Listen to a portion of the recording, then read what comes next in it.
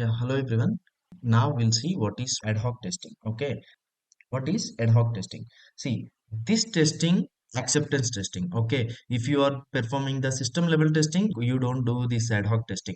Okay, once after completion of the user acceptance testing, then this ad hoc testing comes into picture. So this ad hoc testing is a informal and unstructured testing approach that is often performed without predefined test cases or a formal test plan. Okay, in ad hoc testing, testers use their domain knowledge, experience to explore the software application, seeking to identify defects and unexpected behaviors. See, now what they are saying is, guys, they don't use any documentation. They won't be having any test cases.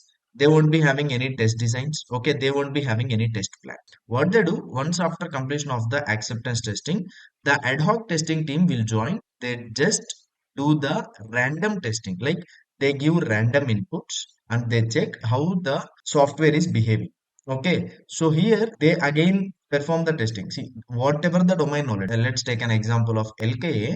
So in LKA, whatever the knowledge they have, like, see, they just take LKA and they take your vehicle to the curvy roads or narrow roads, okay, and also in U-turns, how lane keeping assistance is working and all.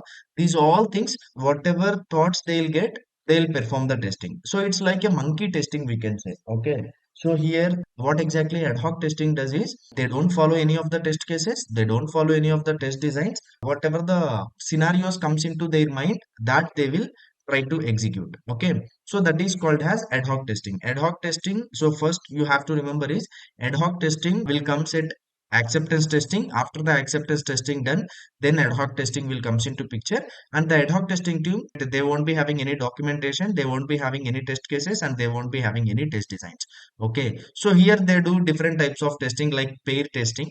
Pair testing means there are two testers involved. One tester will give the random inputs and check, one tester will document the issues. So that is called as ad hoc testing. Ad hoc testing is nothing but more monkey testing. Okay, so they give different inputs and they give valid inputs, invalid inputs, beyond expected values they give, and how it is working. Everything will be validated in the ad hoc testing. Okay, guys, here we have completed ad hoc testing. Okay, see you in the next video, guys. Take care and bye.